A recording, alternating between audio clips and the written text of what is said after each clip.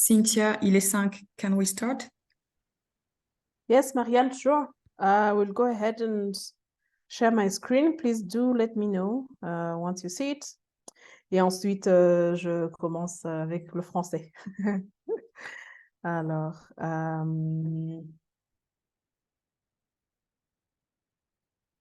me see, just a second.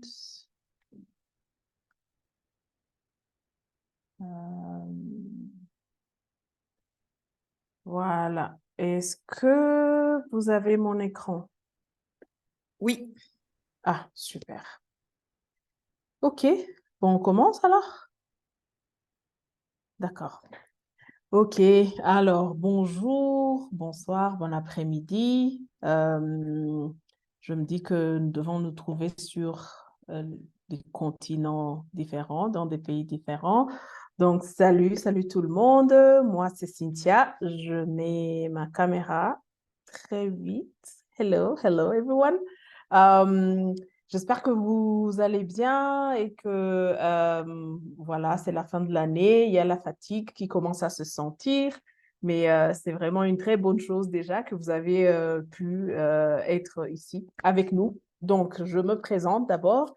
Je m'appelle Cynthia Umurungi et je suis l'une des modératrices de la communauté de pratique. Et là, je suis avec ma collègue Marianne. Une introduction très, très vite, Marianne, puis on commence. Ça marche. Allez, vas-y alors.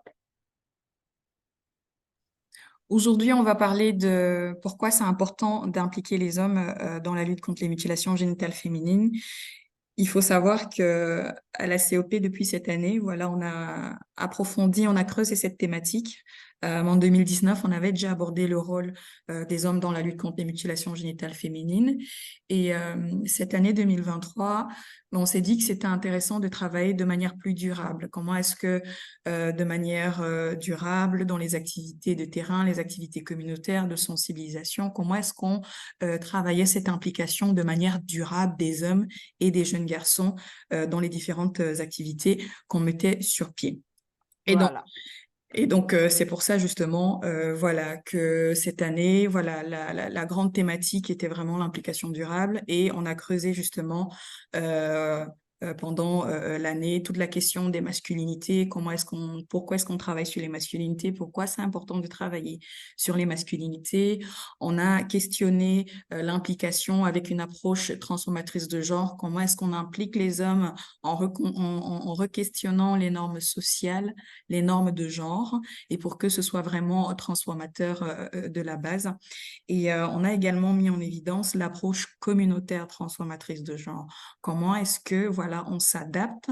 Comment est-ce qu'on prend en compte les besoins et les demandes des communautés concernées par les mutilations génitales féminines? Et comment est-ce qu'on s'adapte à leurs besoins et demandes pour pouvoir mettre en œuvre des approches transformatrices de genre qui sont adaptées à ces communautés concernées? Et enfin, on va également travailler voilà, sur comment est-ce qu'on démystifie aussi les fausses idées reçues de la place des hommes dans la lutte contre les mutilations génitales féminines. Donc voilà un petit peu grosso modo ce sur quoi on a travaillé tout au long de cette année à la communauté de pratique sur les mutilations génitales féminines. Et aujourd'hui, eh ben, à l'issue de toutes ces discussions-là, on a mis sur pied des fiches pratiques qui outillaient, voilà, on va se reprendre, comment est-ce qu'on aborde, comment est-ce qu'on amène ces thématiques concrètement dans les activités de terrain. Merci, je te laisse la parole. Super. Merci beaucoup, Marianne. Alors voilà, c'est ça la communauté de pratique et c'est ça le travail que nous avons fait au courant de cette année. Et donc voilà, tout le programme est ici devant vous. Nous allons faire la présentation de la communauté de pratique pour commencer, la communauté de pratique sur les MGF. Ensuite, nous allons faire une présentation un peu globale sur cet atelier d'aujourd'hui, une discussion sur les outils que nous avons produits au courant de cette année. Et si vous avez des questions, nous allons réfléchir ensemble. Et ensuite, nous allons faire un petit exercice de groupe. Et ensuite, nous allons conclure avec quelques nouvelles et des mises à jour. Alors, next. sur notre plan, c'est de parler justement de la COP. Mais avant qu'on y aille, parlons un peu de quelques valeurs. Nous sommes déjà habitués. Nous allons garder notre micro en mute, à moins que nous avons une idée qu'on veut partager, une idée qui nous vient pendant que les facilitatrices parlent des outils. Vous êtes vraiment, vous pouvez juste nous demander la parole et comme ça, vous allez ouvrir votre micro. Sinon, pouvez poser des questions ou mettre vos réflexions dans notre chat, dans notre boîte de discussion. Ensuite, si vous souhaitez partager quelques idées ou des expériences sur les outils ou sur votre travail, sur les MGF en général, vous pouvez le faire après la présentation ou dans le chat.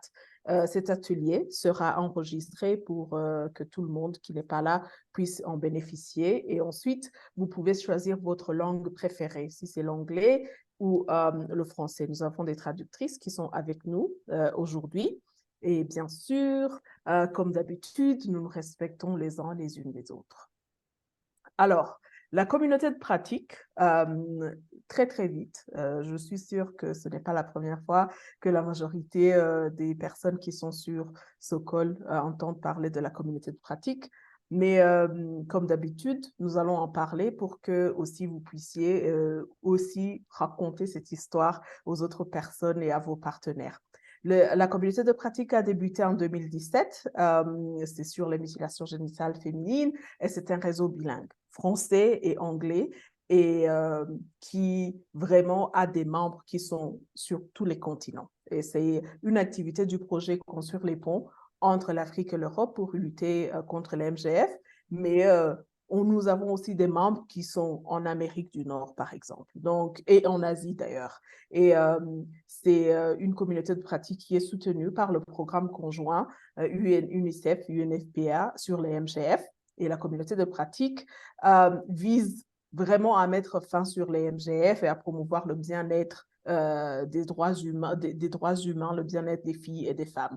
Alors, pourquoi la communauté de pratique sur les MGF? Parce que les MGF, c'est un problème mondial, vraiment global, qui touche tout le monde. Ça ne touche pas que les 31 pays sur lesquels on dit qui pratiquent les MGF. La prévention et la mise en charge des MGF peuvent être améliorées par l'échange et les connaissances des membres de la communauté de pratique. Voilà.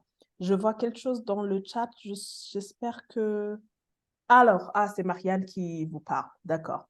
Alors, les objectifs de la COP, c'est marrant, nous avons le titre en anglais, c'est promouvoir l'échange des connaissances, justement, et des expériences entre les acteurs qui sont en Europe, en Afrique et au-delà. Nous rendons disponibles les techniques, les outils, les informations, c'est des études, des notes techniques, des outils qui ont marché dans d'autres pays pour qu'ils peuvent être reproduits ou réadaptés dans des autres géographies. Identifier les meilleures pratiques pour améliorer la qualité de la prévention et la gestion des MGF et ensuite pour partager les activités de terrain avec des décideurs politiques. Alors, sans vraiment prendre beaucoup de votre temps, le site web de la communauté de pratique est très riche en matière des outils, des notes techniques. Vraiment, it's a one-stop center, comme on dit. On fait le stop là-bas et il y a presque toutes les informations qui concernent les MGF. Par exemple, nous avons fait beaucoup de discussions thématiques sur les approches transformatrices de genre, sur les médias et les MGF, l'intégration thématique des MGF, sur MGF dans des contextes humanitaires, tout ça. Et la discussion, justement, cette discussion-ci fait partie d'une autre discussion qu'on avait fait même l'année dernière, c'est l'implication des hommes dans l'élimination des mutilations génitales féminines, comme ma collègue Marianne l'avait mentionné avant. Alors, maintenant, nous allons parler des fiches pratiques, the tools que nous avons développés, que nous avons produits au courant de cette année. Marianne?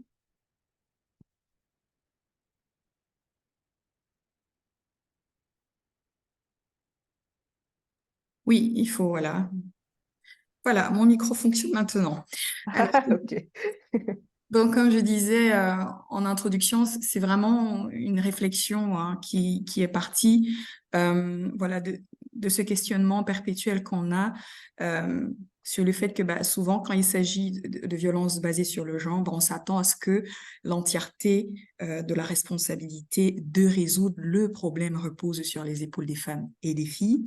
Et donc, bah, ce constat, bah, c'est concrétisé bah, par le fait que bah, on observait aussi que les activités d'autonomisation des femmes et des filles voilà contribuent effectivement hein, justement à la lutte contre les violences sexistes voilà sous toutes ses formes mais cependant c'était intéressant justement voilà pour les acteurs et les actrices de terrain de mettre en évidence que voilà la violence basée sur le genre bah, s'inscrivait dans un système patriarcal et que c'était aussi intéressant d'engager les hommes et les garçons et que c'était pas juste voilà comme la plupart des projets se concentrer uniquement sur les femmes et les filles et donc voilà c'est une question sociétale et donc c'est intéressant voilà que ce soit les hommes les garçons et les femmes et les filles de tous et toutes s'engager. Et donc justement, je parlais du cheminement qui a eu lieu. Et dans ce cheminement, la réflexion, c'était de se dire, c'est intéressant si on veut travailler de manière durable sur les mutilations génitales féminines, de travailler sur les masculinités. Et ben justement, dans la première fiche pratique, donc qu'on a établie à la suite des discussions, on a fait une fiche pratique sur comment est-ce qu'on travaille sur les masculinités justement dans les activités communautaires, dans les activités de terrain avec les hommes, les jeunes garçons. Comment est-ce qu'on travaille sur les masculinités pour mettre fin aux violences basées sur le genre de manière générale, mais aussi de manière particulière sur les mutilations génitales féminines. Alors, qu'est-ce que vous trouverez dans cette fiche? Donc, dans cette fiche, voilà, vous allez trouver des éléments de contextualisation qui fournit un aperçu des mutilations génitales féminines et leur lien avec les normes de genre, les normes sociales. Et donc, elle met aussi en évidence l'importance cruciale de travailler les masculinités pour un changement significatif. Et bah, il y a également tout le volet de l'éducation, la sensibilisation pour proposer des stratégies, le volet de formation des leaders communautaires, mais également l'engagement des hommes dans les campagnes de prévention et tout le volet de soutien psychosocial. Alors, très bien. Et donc justement, comme je disais, dans cette fiche pratique, vous allez trouver justement un élément contextuel qui revient un petit peu bah, sur les raisons pour lesquelles il est important d'impliquer les hommes. Et bah, tout simplement, ces raisons-là sont le fait que bah, les hommes sont souvent dans la majorité des familles concernées, sont souvent les décideurs dans de nombreuses communautés. Ce sont les hommes qui prennent les décisions concernant voilà, plusieurs aspects au niveau familial. Et donc, leur implication est donc essentielle pour sensibiliser à l'impact négatif de cette pratique sur la santé et le bien-être des femmes, mais aussi parce que les hommes peuvent aussi être des alliés. Hein. Toute la question des alliés a aussi été discutée tout au long de la discussion. Pourquoi? Ben parce que les hommes sont bien évidemment des partenaires, des alliés précieux dans la lutte. Ils jouent un rôle de soutien pour les femmes et les filles voilà, qui luttent ou alors qui cherchent à éviter la pratique, mais aussi peuvent contribuer à changer les normes sociales bah, qui perpétuent justement ces mutilations génitales féminines. Et donc, et à côté de ça aussi, les hommes peuvent être des modèles, hein, des modèles positifs hein, pour les jeunes garçons et d'autres hommes, en montrant justement bah, que la violence perpétrée envers les femmes, parce qu'elles sont des femmes, eh ben, elle est inacceptable et que les femmes ont aussi le droit à l'autonomie corporelle. Et enfin, bah, les hommes aussi peuvent contribuer, comme je disais, à changer les normes sociales qui perpétuent les pratiques néfastes, que ce soit les mutilations génitales féminines, les mariages forcés, qui sont souvent profondément ancrés dans les communautés. Et donc voilà, donc dans cette fiche-là, vous verrez, on vous a partagé hein, justement dans la slide précédente, voilà, un petit peu à quoi ça ressemble au volet introductif. Alors, on peut aller à la suite. Et donc, quand on discutait justement des masculinités, il y avait toute la question de finalement les masculinités, c'est quoi? Et donc, cette fiche pratique aussi donne les outils et revient sur ce que sont les masculinités, justement, qui font référence à la diversité de comportements, des attitudes et des identités masculines qui existent dans nos sociétés. Et donc, la fiche pratique met justement en évidence que les masculinités incluent des traits qui sont traditionnellement associés à la masculinité tels que la force physique, la compétitivité, pardon, l'agressivité, et ainsi que des traits plus modernes tels que la sensibilité, l'empathie et la capacité à communiquer efficacement. Donc, voilà, cette fiche pratique revient justement et met en évidence que les masculinités, eh bien, elles sont aussi influencées par des acteurs ou des facteurs tels que la culture, l'éducation, et peuvent varier considérablement d'une personne à l'autre. Et bien entendu, ça revient sur voilà, la masculinité en tant que construction sociale qui est basée sur l'ensemble d'attributs et qui font aussi référence, comme je disais, à des comportements et des attributs traditionnellement associés à des hommes. Et donc, c'est intéressant justement dans cette fiche pratique-là. J'entends un micro qui s'est ouvert. Je vous invite, s'il vous plaît, à couper votre micro pendant les interventions. Merci. N'hésitez pas, hein, il y aura un petit moment pour intervenir, mais vous pouvez aussi demander la parole dans le chat. Je vous remercie. Et donc, je disais aussi que dans cette fiche pratique, ce qui est intéressant, c'est de voir aussi que les masculinités ne sont pas une caractéristique inhérente ou fixe de tous les hommes, mais plutôt une construction sociale et culturelle qui est façonnée et donc qui peut être requestionnée, hein, je veux dire, voilà, sur les aspects, comme je disais un peu plus précédemment, voilà, qui perpétuent des violences basées sur le genre, précisément des violences faites aux femmes parce qu'elles sont des femmes. Et donc, voilà, voilà, dans cette fiche pratique, vous allez aussi, voilà, vous avez également tous ces éléments-là qui traduisent, voilà, les différentes masculinités et avec beaucoup plus de détails. Ensuite, dans cette fiche pratique, vous allez également trouver les axes d'action pour travailler sur les masculinités. Le décentrage, comment se décentrer, comment se questionner, comment comment dans les activités de sensibilisation, dans les ateliers avec les hommes, avec les garçons, comment travailler le décentrage, se questionner, se savoir se situer soi-même, avec ses privilèges par rapport aux femmes, identifier des stratégies pour ne plus bénéficier des privilèges au détriment des femmes. Il y a tout le volet de la responsabilisation.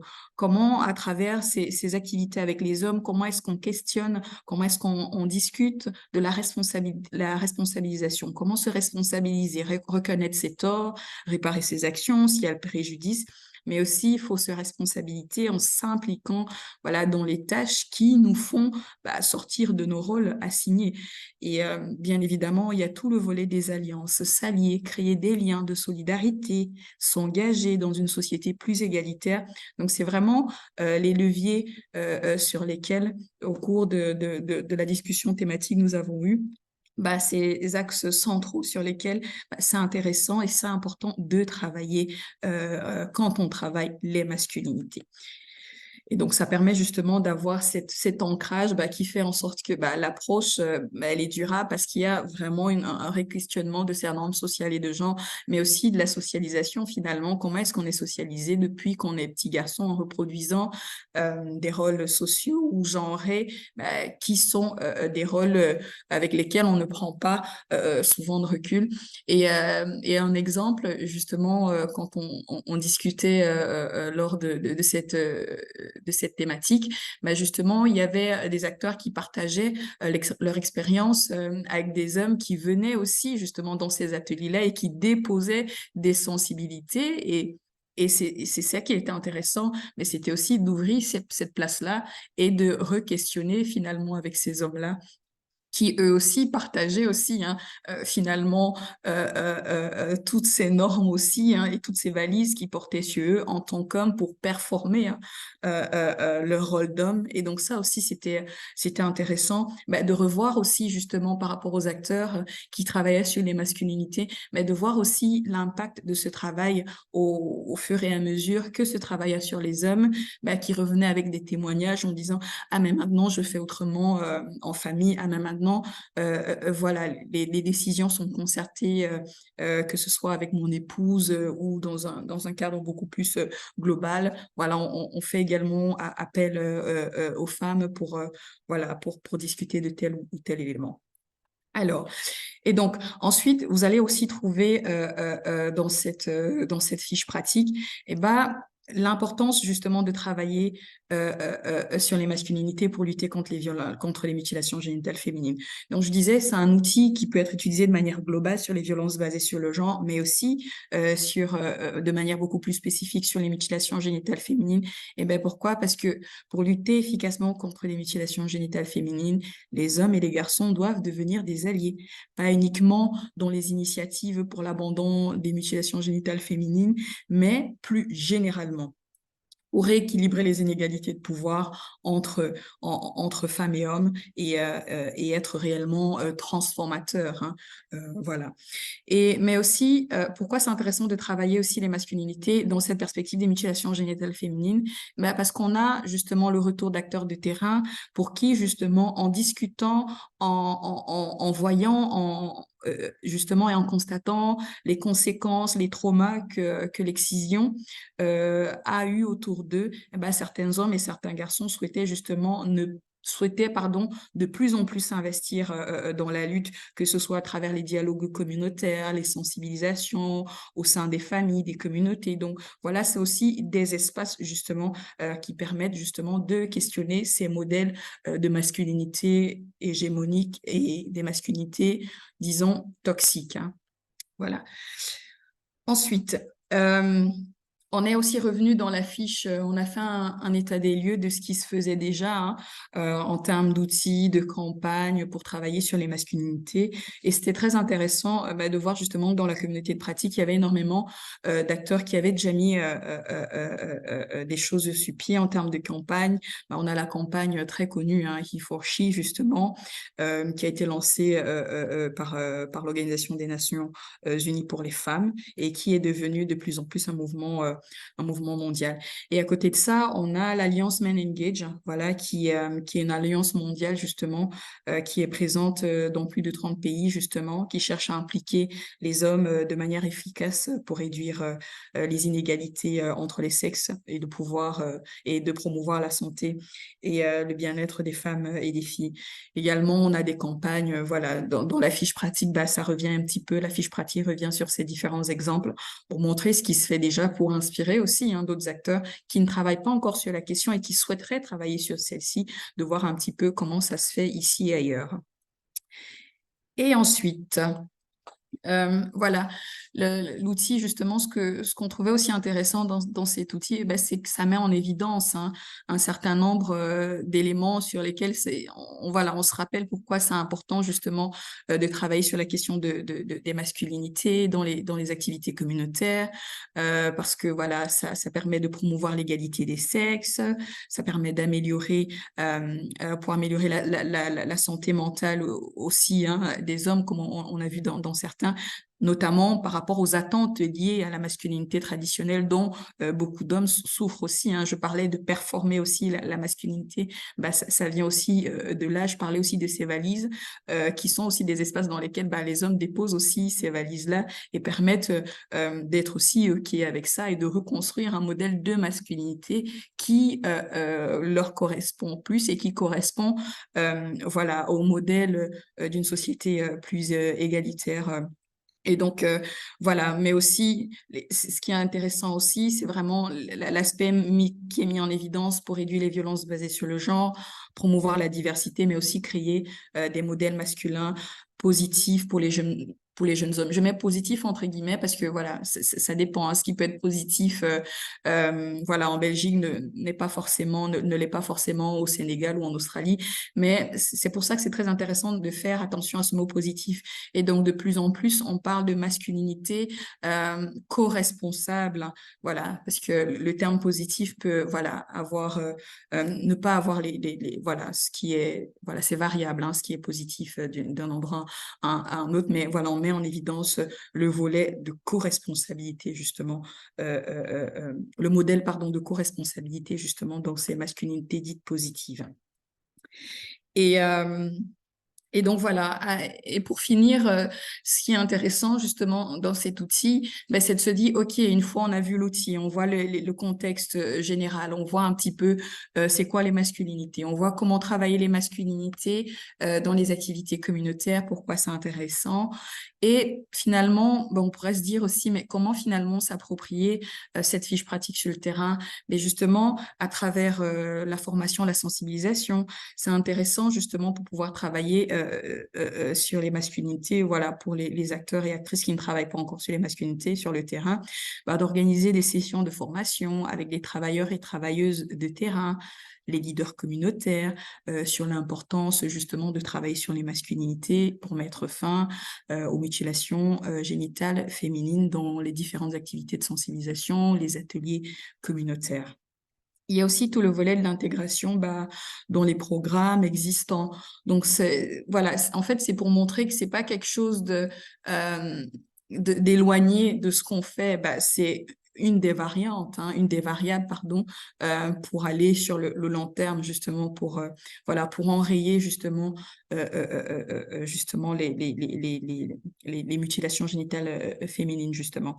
Et donc, voilà, comment est-ce que ça s'intègre? Voilà, c'est intéressant de l'intégrer dans les activités qui existent déjà, dans les programmes, voilà, et bien entendu, en veillant justement à la synergie avec, voilà, avec d'autres initiatives, voilà.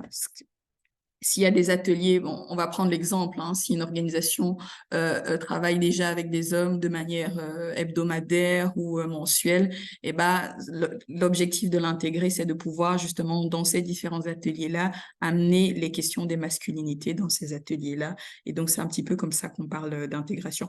Il y a aussi tout le volet de la création des partenariats. Et donc, lors de ces discussions, on se rendait compte que plusieurs acteurs n'étaient pas outillés à pouvoir travailler la question des masculinités, comment se décentrer, comment est-ce qu'on travaille le décentrage, comment est-ce qu'on travaille le fait de se responsabiliser. Et donc, c'est aussi pour ça qu'il existe des partenariats, hein, c'est intéressant. Donc, vous pouvez aussi, en tant qu'organisation de terrain qui souhaite amener le volet masculinité dans ces activités de terrain, d'établir des partenariats avec des organisations qui travaillent déjà voilà, sur ces questions de masculinité, justement pour maximiser l'impact de l'outil. Mais il y a aussi tout le volet d'évaluation. Ce sera intéressant aussi justement de pouvoir mettre des mécanismes justement pour justement voir l'efficacité de cet outil et apporter justement les ajustements en fonction des retours d'expérience. Donc voilà pour le premier outil, donc la fiche pratique sur comment est-ce qu'on travaille sur les masculinités. Je vous invite maintenant à passer au second outil, l'approche communautaire transformatrice de genre. Et donc, en introduction, ma collègue Cynthia parlait justement du fait que l'année dernière, tout au long de l'année dernière, on a énormément travaillé, l'année dernière et l'année d'avant, hein, on a énormément travaillé sur les approches transformatrices de genre, voilà, pour mettre fin aux mutilations génitales féminines, voilà, en référence au modèle socio-écologique où on travaille, on re-questionne les normes de genre au niveau individuel, au niveau familial, au niveau communautaire, au niveau systémique et voilà, qui aura un impact beaucoup plus considérable sur la société. Et donc, cette fiche pratique sur l'approche communautaire transformatrice de genre a justement été aussi abordée au sein de la communauté de pratique. Enfin, la discussion sur l'approche communautaire transformatrice de genre a été abordée au sein de la communauté de pratique et de là aussi résulte cette fiche pratique qu'on partage avec vous. Et donc, l'objectif justement de cette fiche pratique, c'est de mettre en évidence que l'approche communautaire transformatrice de genre, c'est bien plus qu'une simple intervention ponctuelle. Et donc, vraiment, on est vraiment dans le sillage de la transformation, de la durabilité, un processus. Et donc, euh, et donc, on est revenu sur le fait que voilà, c'était pas une intervention, une simple intervention ponctuelle, mais que c'était un processus de transformation profonde qui nécessitait justement l'engagement et la coopération de tous les membres de la communauté. Et donc, globalement, ce qu'on peut dire, c'est que l'approche de cette fiche pratique, c'est que l'approche communautaire transformatrice de genre, eh ben, c'est une approche stratégique qui vise à la fois à combattre les inégalités de genre en travaillant directement avec les communautés concernées, mais parce qu'elle est aussi fondée sur des principes d'inclusion, de participation et de responsabilisation. Donc, on revient à la fiche pratique sur les masculinités où on travaillait comment se responsabiliser. Justement, dans l'approche communautaire transformatrice de genre, on revient sur ce principe de responsabilisation. Et donc, l'approche communautaire transformatrice de genre cherche justement à autonomiser les individus et à créer des changements durables, voilà, des normes sociales et les structures de pouvoir qui entraînent des conséquences néfastes, voilà, comme l'excision. Et donc, cette approche, elle a été justement développée en Guinée, notamment dans des régions à Mamou et à Nzérékoré. Et ce qu'on trouvait aussi intéressant, ben, c'est qu'on a invité justement les initiateurs de cette approche en Guinée qui ont partagé justement les différentes phases de cette approche communautaire transformatrice de genre. Donc, il y en a trois. Hein. Il y a une phase avec des séances avec des groupes différents. Ensuite, il y a une journée d'échange et les ateliers de restitution nationale. Et donc, ce qui est intéressant dans la première phase, bah, c'est les 7 cycles de sessions de dialogue communautaire. Et donc, on a pu discuter aussi au sein de la communauté de pratique des thématiques abordées dans ces ateliers communautaires. Notamment, on est revenu sur la socialisation en tant que, comment est-ce qu'on est socialisé en tant que jeune garçon, en tant que jeune fille. Euh, et les rôles qui sont attendus de nous. On est revenu, on a travaillé la question de la sexualité, le plaisir aussi. On a travaillé la question de plaisir aussi. Ça a fait aussi beaucoup de débats, euh, justement parce que pour certains acteurs, c'était compliqué d'aborder la question de la sexualité et du plaisir, voilà, dans certaines communautés, mais également les stratégies ont été partagées pour pouvoir justement aller au-delà de ces défis et pouvoir amener les questions de sexualité, d'excision, notion de plaisir, mais aussi tout le volet des droits sexuels et reproductifs.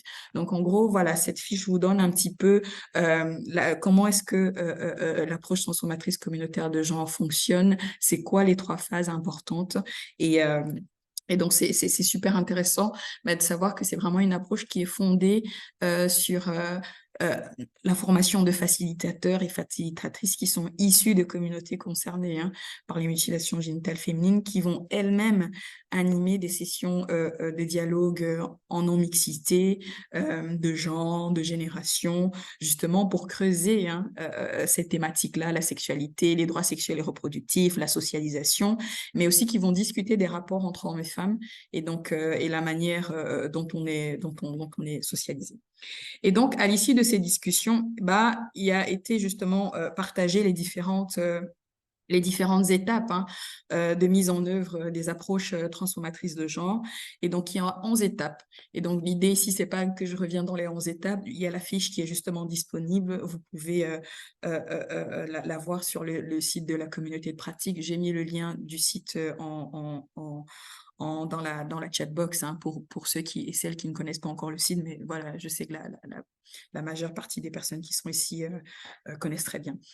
Et donc, la première étape, vraiment, c'est toute la question de pouvoir avoir, avec une organisation communautaire de base, de pouvoir justement créer ce lien-là. Donc, c'est cette phase d'information où on crée le lien, on mobilise les autorités locales. Ensuite, la deuxième phase, qui est vraiment la phase de formulation de l'action, mais aussi de la planification des activités. Donc, c'est vraiment ensemble avec les communautés concernées, comment est-ce qu'on identifie les questions qu'on souhaite adresser, les questions sur lesquelles, les problématiques sur lesquelles on souhaite travailler. Ensuite, la troisième phase, c'est la phase de la sélection des facilitateurs et facilitatrices. Donc, vous vous rappelez la slide d'avant, donc ceux et celles qui seront chargés d'animer les sessions de dialogue communautaire dans leur communauté. Donc, cette phase 3 consiste justement à les sélectionner et la phase 4, justement, c'est la phase on forme ces facilitateurs-là qui vont animer les sessions de dialogue communautaire. Et la cinquième phase, c'est la phase justement où on identifie les participants au niveau communautaire parce que c'est vraiment une approche qui se fait avec voilà en petits groupes où on discute de manière oui, c'est vraiment tout un cycle hein, et avec un groupe on discute de toutes ces thématiques là, les 7 thématiques que vous avez vues au début et donc et ça permet justement avec ce groupe là de faire ce travail là et et la sixième phase, ben, c'est la phase où on récolte les données, puis on va à la septième phase où on met en œuvre justement les 7 sessions de dialogue dans les différentes localités. Et à travers la huitième phase, ben, c'est la phase où on évalue justement euh, euh, euh, euh, l'approche, ce que l'approche communautaire a amené dans la communauté. Et vous avez une phase aussi qui est super intéressante dans cette approche communautaire, bah, c'est la neuvième étape, bah, c'est la phase de dialogue entre les sexes et les générations. Donc c'est vraiment euh, tout à l'heure, je parlais des séances de dialogue communautaire qui se réalisaient en non-mixité. Et bah, cette phase 9, bah, c'est la rencontre de tous ces groupes, des jeunes, des moins jeunes, des personnes, des aînés, des hommes, des femmes, des hommes mariés, des femmes mariées, des hommes célibataires, des femmes célibataires. C'est vraiment tous ces différents groupes-là qui se réunissent ensemble et qui échangent justement voilà, sur ce qu'ils ont et elles, ce qu'ils ont discuté dans ces sessions et qui partagent leur point de vue. Et ça permet justement à chaque groupe d'avoir un regard croisé de comment est-ce que la thématique a été amenée et a été traitée dans chaque groupe. Et enfin, on a enfin, en avant-dernier, on a la phase de restitution aux autorités locales. Ce qui est intéressant, vous avez vu dans la première phase, c'est intéressant de mobiliser, mais aussi de pouvoir travailler en concertation avec les autorités locales, parce que tout se fait avec l'accord des autorités locales, mais c'est aussi intéressant parce que ces autorités locales-là prennent également les constats qui vont être émis par tous ces différents groupes et justement va pouvoir justement dans les politiques publiques amener une réponse stratégique à ces différents constats identifiés par ces différents groupes. Et la deuxième étape, ben, c'est la phase de restitution au niveau national où on présente voilà on présente les résultats que tout ce travail voilà, de dialogue, de sessions de dialogue avec les différents groupes a pu amener au sein de la communauté et on partage justement au niveau national. Donc voilà. Et voilà. Et ce qui est aussi intéressant dans cette fiche pratique, ben, c'est qu'on met en évidence aussi les points forts et les points faibles hein, de l'approche communautaire transformatrice de genre. Slide suivante, s'il te plaît.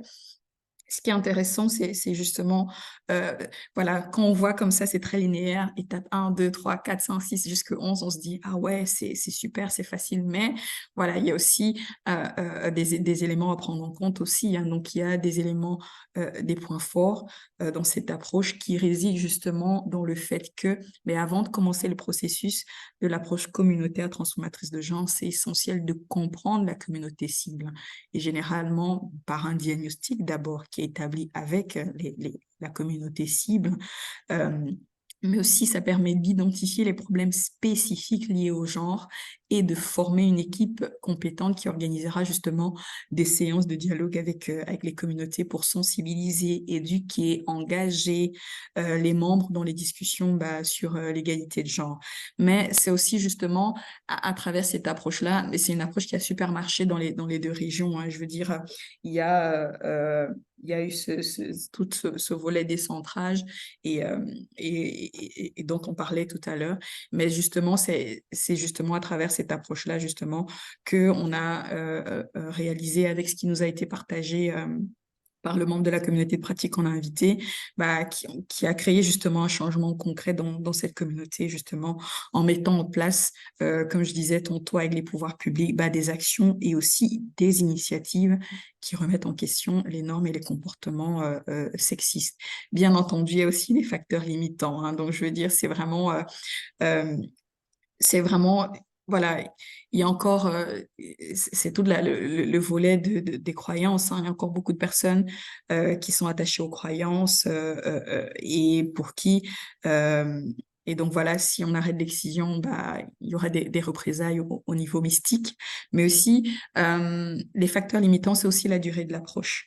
Et donc, c'est une approche qui prend du temps. Et donc, on parlait des approches transformatrices de genre, mais c'est pas des approches qu'on met en œuvre dans les projets à courte durée. Donc, c'est vraiment, comme on parlait justement de cette approche durable, comment est-ce qu'on travaille de manière durable? Mais c'est quelque chose qui s'inscrit dans le temps, dans la continuité, qui se travaille à tout moment. Voilà, c'est vraiment une dynamique finalement, hein, qui doit être ancrée. Et, et donc voilà. Voilà pour le deuxième outil. Et je vais laisser la parole à ma collègue Cynthia pour la suite. Merci beaucoup, Marianne. Merci vraiment pour all the background information. I am switching to English, so make sure that you choose the right channel. For those who prefer French, then you'll have to go to the French translation. The next phase really, it's about tool number 3 and a few more updates on the upcoming tool. So is everything okay? I need a thumbs up in the chat to know that everybody is fine. Do we have thumbs up? Please give me thumbs up so that I know that things are fine and I can proceed. Who can give me thumbs up for me to see? Anyone? I can't see any thumbs up in the chat, Marianne. Are you able to see? Is everything fine? I'm presenting, so I may have a different screen. OK, tout marche. Merci, Marianne.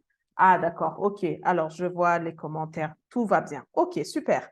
So I'll go to the next tool, and this is something that you have put together as the members of the COP, of course. You contributed to the thematic discussion that was about how do we work with men and in a very sustainable manner so that we can have sustainable change while working to have a community, a society that is free of FGM. So the practical tool on men involvement to end FGM, what about this tool? So this tool, the practical sheet on men involvement to end FGM, is a tool that focused on the sustainable engagement of men, of course, to end FGM. And you will ask, okay, so what was it all about? What was it all about? There are important aspects to this tool. When you go there on the website or when you start browsing through, you will see 3 important sections of the tool. So there is the part of the introduction where we talk about why was it important for the community to have this tool. We talk about you know, how we got to collect this kind of information in the introduction part. And then we have information on the current situation of men involvement in various projects. Where is it that men are doing the work? Where has it worked? What can be copied, updated, and contextualized in different settings? And we have programs and we have challenges as well as strategies to involve men with a gender transformative approach. And some of the things that really came up that were very interesting, there is one part where we discuss, and that is something that was a special input from the members, where we talk about how can we challenge power dynamics and ensure that men understand the importance of their power and their privilege. So that is something that is clearly described in the tool. How do you do that to make sure that the men in your communities really understand the power dynamics and also question and the importance of the power and the privileges that they carry in our societies? The second thing that you will see in the tool is ways to mobilize men with whom you want to set up some FGM programming or some FGM awareness raising activities. How do you mobilize them? What kind of strategies do you use? How do you speak to them? What kind of language do you use? And finally, what kind of formats do you use to have those meetings, to have those activities? That is also part of the tool. And the third thing that will be important to mention is how then do you make sure that the men you have mobilized stay truly interested? Not because it's new, not because it's trending, not because it's something that they get to talk about, but how do they stay interested in the issue of FGM on a long-term basis? Because at the end of the day, these are the men who will carry the initiatives in the communities as well. So how do we make sure that they stay interested on a long-term basis when it is generally considered a woman's issue or a woman's problem? So please go ahead and read the tool to see all these strategies on how you get these things done. So I would like to invite all of us, I think we are 14 on the call, to get onto a quick exercise, and this will introduce Cynthia, us. Yes? Cynthia, hold on. I think there is someone who wants to say something. Okay. I see a hands up, so you can maybe take the floor. I mean, yeah, for sure. If you can tell me who this person is. Oh, I think it's Shireen. Go ahead, Shireen. Can you open the microphone and speak? Hello, this is Shireen from Egypt. Hello, Shireen. Let me introduce myself. This is Shireen El Chazli, the Executive Director of the Egyptian Family Planning Association. We are a member association of IPPF since 1962. I just want to share some experience, so it's maybe relevant to the topic that we are discussing today, about men involvement in the FGM, raising awareness and just to eliminate this practice. We have a partnership with the UNFPA Egypt, and we have a partnership with the National Council of Women, and we develop a partnership or internship between us to discuss this topic about men involvement. And we achieved this in one of the most high practice area in Egypt, governorates. Its name is Qena, which is in Upper Egypt. We have created what they called a generation dialogue, and we involve men and women and actually grandmothers. Because in Egypt, just to let you know about the statistics, there are 87% of the ladies in Egypt have been undergone the FGM, no matter what is the education or the education level or the society level, because it's a common practice in Egypt, because it has something related to traditions and beliefs. And they do believe that women are not gone under FGM, they will just go in a bad relationship or a lot of relationship with men. That's why they do the FGM for them. So this is a society and tradition and beliefs within the society. And it's led, unfortunately, by the grandmothers, because they are the decision maker in the family.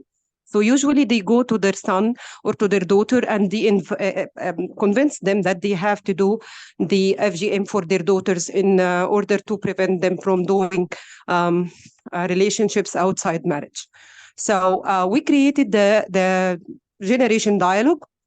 We invited the grandmothers and the father as well to let them know what is the bad effect or the side effect of the FGM, the psychological and, of course, the physical on the girl that they've been gone the FGM.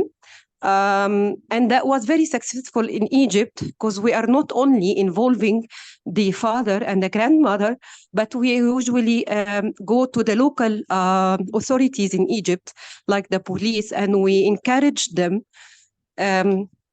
that if there is any reports against FGM via the National Council of Women in Egypt, because they have a hotline to report the FGM, because unfortunately they go under campaigns. Like, for example, today they decide a town or a village that will go there and they will start to do the FGM for the girls. They collect girls from all the houses or from the families, and they just put them in one place, and then they start to do the FGM for them. So some of the people from the village, they report to the hotline of the National Council of Women, and they arrange with the local authorities just to go and prevent this from happening from the very beginning. This is a common practice actually in Egypt, and it's very high level. Let's say 8 out of 10 girls have been under the FGM. Myself, I'm a victim of FGM as well. So I know what is the psychological part and the physical part aspects that goes to the girls have been done the FGM. So I'm sorry to be long and taking too much time. No, don't worry, Shireen. Thank you so much for sharing that. I have a question maybe before I proceed. When you the generation dialogue, who speaks? Do you have a facilitator normally?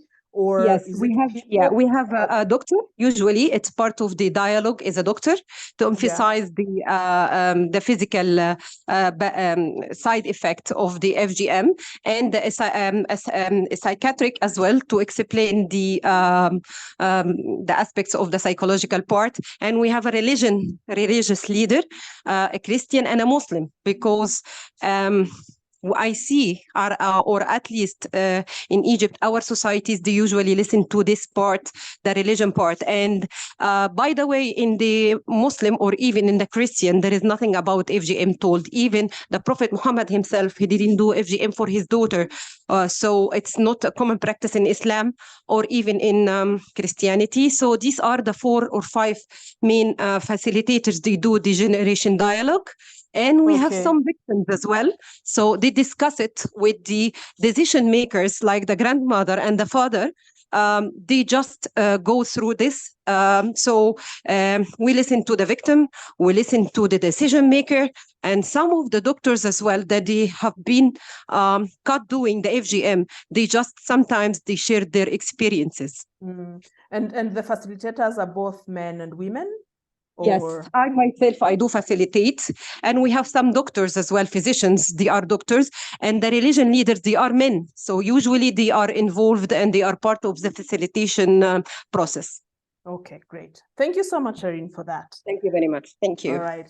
So I hope it's okay for me to proceed, everyone. Let's do a quick group exercise that will lead us to tool number 4, which is towards the end. So the first group exercise, maybe if we can have the question on the screen.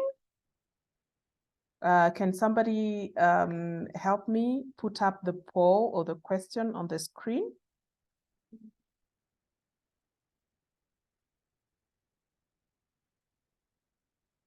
Or is it something I can share myself? Okay, great. So the question here, really just choose what you think is the right answer to you. Female genital mutilation is a women's issue. Les mutilations génitales féminines sont un problème de femmes. What do you say? All you have to do is just to go on your screen and click. Je vais changer le sondage. Il y en a apparemment, c'est le deuxième qu'il faut prendre. Un instant.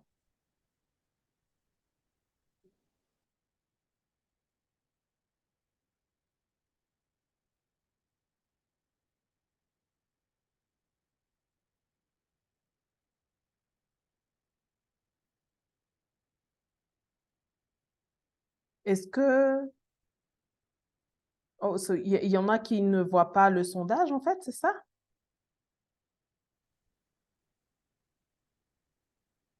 Est-ce que vous le voyez? C'est bon? Ouais, ça va. Moi, je le vois. Est-ce que tout le monde voit le sondage? Just open the mic and say yes if you see the poll. Yes, Cynthia, everything is okay. Okay, great. So all you have to do is to just click. Female genital mutilation is a women's issue. Vrai, faux, ça dépend. How do you feel about this? And then after clicking, just submit. Click on submit. I've submitted mine. Where are the answers? Are the answers coming in? Not yet. I can't see the responses. Okay, ouais, je vois. Je vois quelques réponses. Alors, la majorité dit faux. or the majority, let me continue in English so that I stop confusing the participants. The majority of the people who have done the poll, they say false. No, that's not true. Well, let's look at this. There is an answer that was suggested, and that is in a tool that is coming soon that I'll be telling you about shortly. What it says is this. FGM aims to control women's bodies and sexuality while maintaining rigid gender roles and power imbalances among women and men. So as activists, as people who work on FGM, this could potentially be a very good answer or good context that you can use to work on a question that says, you know, FGM is not, you know, it's a women's issue, basically. All right. Second question in the poll, if you can put the poll up for the second question. The second question says, women are violent too. Les femmes sont aussi violentes. We have heard this many times when you are having a conversation with people and we are portraying FGM as a gender-based form of violence. And people will say, oh, no, but I mean, even women are violent sometimes, you know, or women are violent too. Yeah, what do you say and how do you deconstruct such a statement?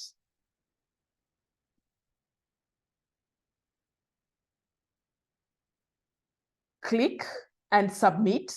Then we will look at the answer as it has been suggested in the tool I'll be telling you about.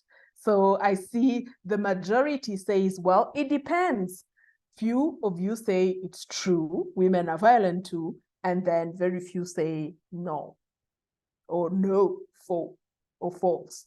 Well, this is what this new tool suggests. It says this: there is not a single place in the world where violence committed by women is systemic. The key word here is systemic, is part of a system, and constitutes a severe problem that affects the entire society. While male violence is widespread everywhere, and the large majority of violence is committed by men against other men or against women and children. Let's go to question number 3. Question number 3 says, it's the women who carry female genital mutilation. We all have heard about this. It's the women, it's not the men who cut. It's the women who keep cutting. It's the women who take their daughters. It is the grandmothers who influence the cut of the young girls. So what do you say? Is it true? Is it not true? Or it depends? I am going to choose my answer. I will submit, and please do submit yours so we have a look at it.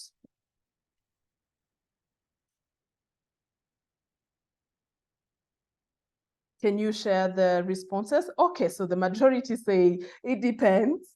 And then we have true and false that are equal. So you're saying, yes, it's the women who carry female genital mutilation. And then some of you say, well, no, it's not women who just carry female genital mutilation because, you know? And so this is the answer that is sort of suggested by the tool. It says, well, female genital mutilation is often performed for marriageability and societal acceptance. The fact that it's being performed by women, being pushed by women is one. But the reason why it is being performed is something different. So FGM is often performed for marriageability and social acceptance. The opinion of men, therefore, is crucial in the continuation or the abandonment of the practice. Next question. The next question says, well, FGM, especially in some Asian and African countries, it is a Western issue. In Africa, for example, women and men want to stay in their traditional roles. There is something that you were designed to do. You go ahead and continue doing it. And do not bring these other issues that sound like Western issues. Is it true? Is it false? How do you feel about this? Click on your answer and submit in the poll.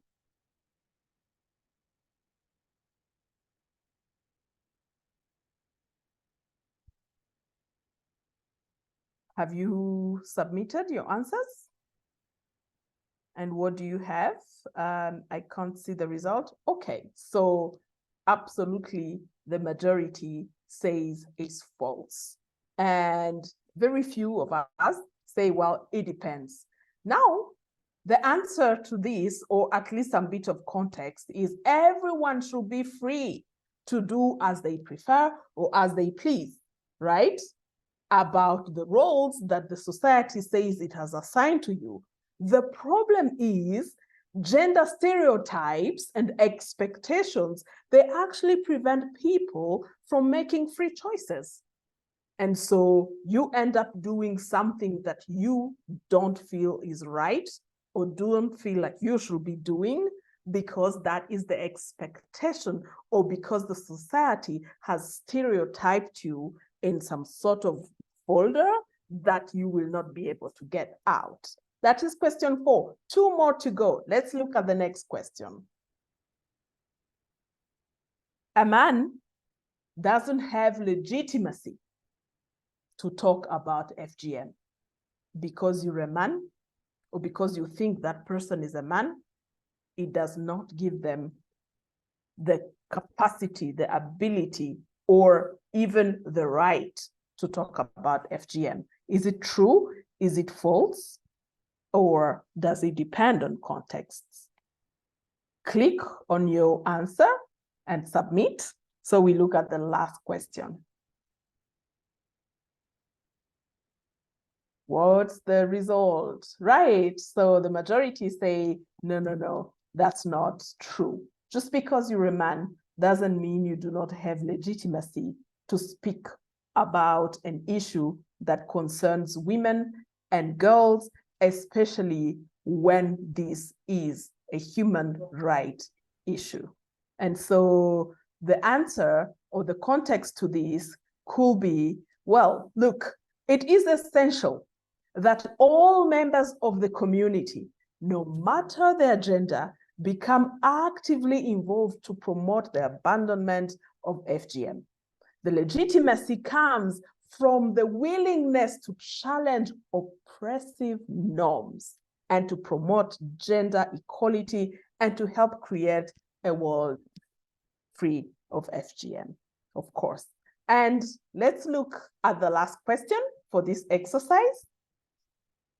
The last question says, the only way to end FGM is to have men speak up against the practice because, as we saw initially, they are the ones with the power to influence others, and it's done for them. So is it true that the only way to drive FGM out of our society is to have them speak up against the practice? What do you think? Is it true? Is it false? Or does it depend?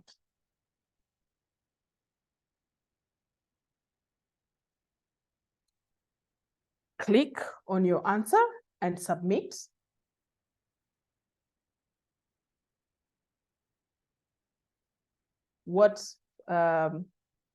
Okay, so we have few people saying, well, actually, it's true.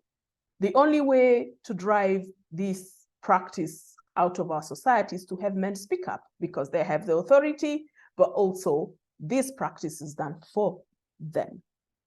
Others say, no, not at all. This is not true. A few of us say, well, it depends. The way to look at this could be that men can be important allies. Of course, they have the power Of course, the practice of FGM revolves around the idea of marriageability and being accepted in the society. But ultimately, women's and girls' agency that can put, it's women's and girls' agency that can put an end to FGM.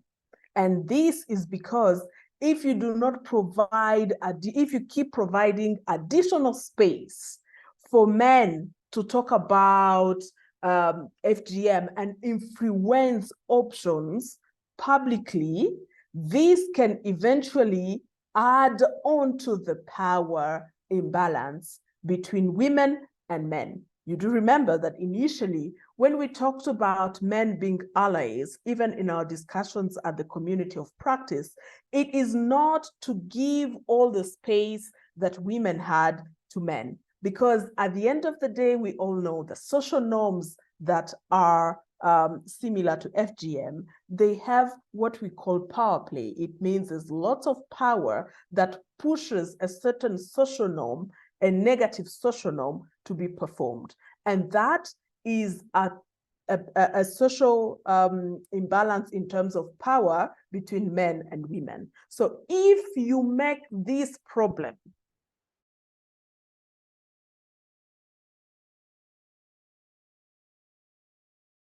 working or increasing the power imbalance, which is at the root cause of FGM, right? So thank you so much for to all of you for being part of this quick exercise.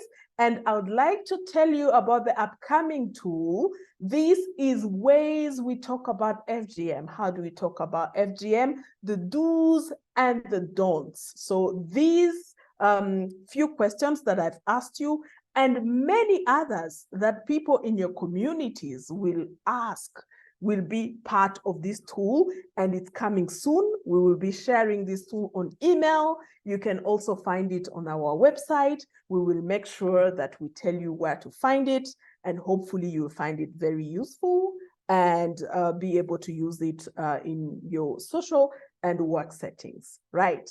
Okay, so I would like to know if we have any questions, if everything is clear, if you are excited, if you will be trying out these tools. Yeah, tell us all about it so we can take maybe a minute on this. Then we'll be closing this session with any conclusion and any news. Avez-vous des questions?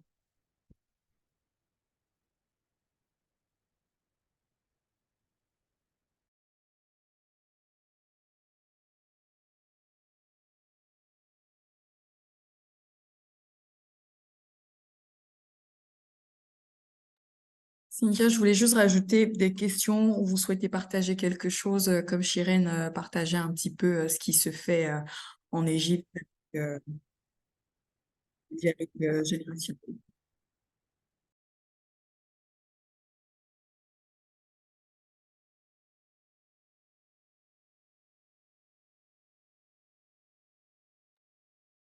Oui, Kayla.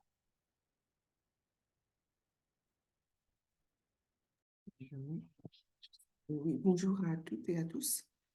Donc, je voulais... ah oui, je ne sais pas si on me voit. On me voit pas. Bon, c'est pas... Voilà, je voulais juste aussi poser... Je trouve effectivement que c'est un très bon outil pour permettre effectivement d'impliquer les hommes. Et je voulais savoir, est-ce que vous impliquez aussi les leaders religieux? Vous trouvez qu'il faut aussi les impliquer parce qu'ils ont souvent un rôle très important, non seulement en tant qu'hommes, mais aussi en tant que leader.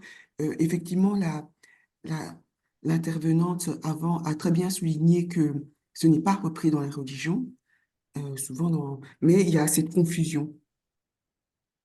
Donc voilà, je voulais savoir comment vous abordez ça, le rôle des leaders religieux en tant qu'hommes, mais aussi en tant que leader, voilà, dans ces questions. Merci. Cynthia, I can start and then you can go ahead, right? OK. Donc, oui, Kayla, merci pour ta question. Je reviens sur les deux premiers outils. L'approche, la fiche pratique sur comment est-ce qu'on travaille sur les masculinités dans les activités de sensibilisation sur les mutilations génitales féminines.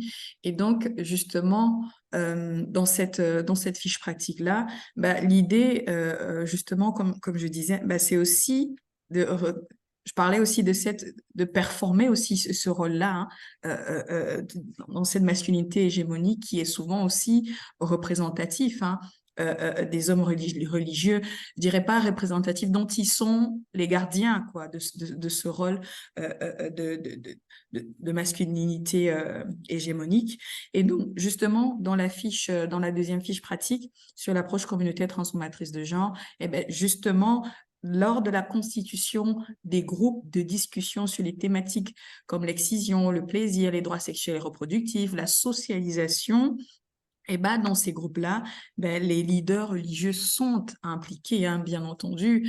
Voilà, ils sont généralement dépositaires de l'autorité.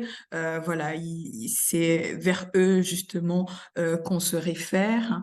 Et justement, dans la seconde fiche pratique, dans l'approche communautaire transformatrice de genre, les leaders communautaires sont impliqués. Ça a été le cas en Guinée, dans les régions de Mamou et de Nzérékoré, où effectivement, bah, les leaders religieux ont pris part à ces discussions-là.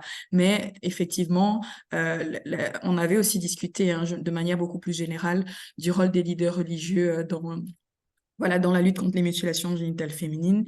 Et on en avait parlé aussi il y a quelques années au sein de la COP, mais c'est qu'ils ne sont pas très nombreux à publiquement avoir cette posture de dire non.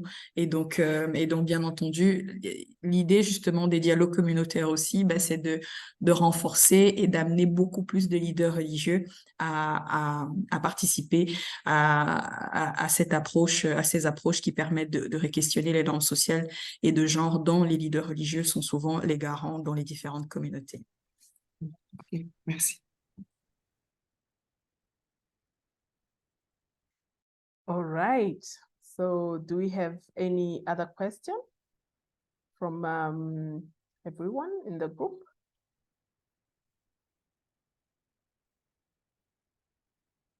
Perfect. So I think this is very, very clear. Marianne has been sharing the links of all the tools that we have presented, the 3 of them, in the chat. You can also find them while browsing our website. If you go to the thematic areas that talks about men engagement, you can go there and then see all the articles, the thematic discussions, as well as all the tools and the reports for the various webinars and the exercises that we have had before. If you have any question, please do not hesitate. And for the tool number 4, which is being finalized, we will make sure that we send it to you to your email and also add it on our platform.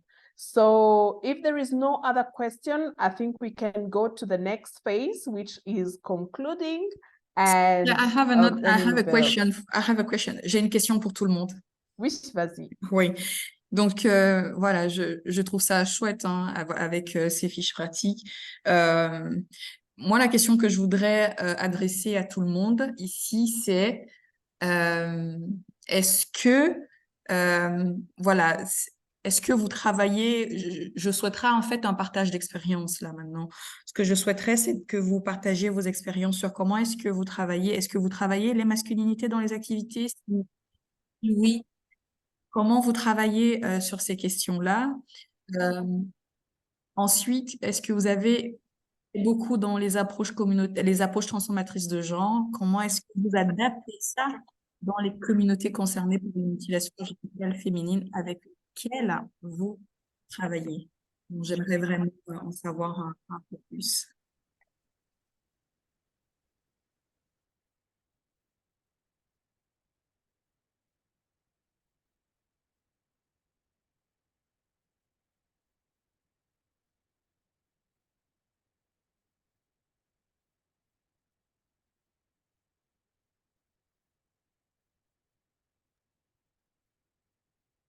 Une réponse?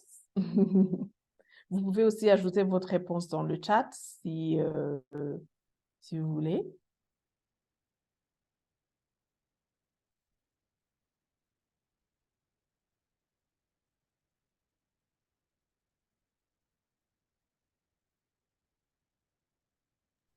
Cynthia, je vois qu'il n'y a pas de réaction, donc à mon avis, il faut laisser que ça, voilà, voilà. Exact. Je te laisse la parole pour... D'accord. Merci beaucoup, Marianne. Ben, alors voilà, these are the tools that we had for you. These are the tools that we've been working on, that we produced this year, the year that was meant to focus on ways to engage men in a sustainable fashion to make sure that the change is also sustainable while we work on issues to do with gender-based violence, female genital, including female genital mutilation. So thank you so much for taking the time and for joining us. I think in terms of nouvelle or conclusion, well, we would like to let you know that this is the last session of the year, and we definitely wish you to have happy holidays for those of you who will be in the celebratory mode for Christmas and for New Year. And very, very soon, we will be sharing the new plans for the community of practice and all the thematic discussions that we'll be having in the year 2024. Marianne, did I forget anything that we would like to tell the community of practice or anybody else who has joined us, who is not yet a member of the community of practice? Je dirais, n'hésitez pas à nous rejoindre au sein de la communauté de pratique. Voilà, on serait très ravis de vous accueillir. Comme Cynthia disait, c'est très important justement d'avoir ce partage d'expertise, d'expérience, voilà, dans les différentes sphères dans lesquelles on se trouve. Donc, n'hésitez pas à nous rejoindre. Voilà, les outils sont disponibles sur le site et voilà, restez connectés. Voilà, on est actuellement sur la dernière discussion thématique qui met justement en avant ces différents outils. Voilà, ce sont des outils qui sont à utiliser, voilà, par vous. Vraiment, appropriez-vous-les, mettez-les en évidence dans les activités, modelez-les à votre convenance. C'est vraiment voilà, c'est vraiment des fiches pratiques avec des éléments importants à prendre en considération et vraiment adaptez-les à votre contexte et utilisez-les voilà, à votre convenance. Je vous remercie. Je n'ai plus rien à dire.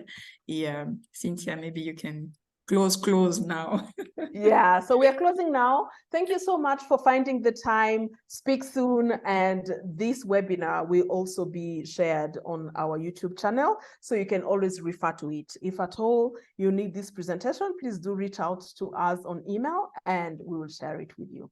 Thank you. Bye, everyone. Thank you. Au revoir. Et merci à notre traductrice Francesca et Doris. Merci. Merci beaucoup. Merci. Au revoir. Au revoir.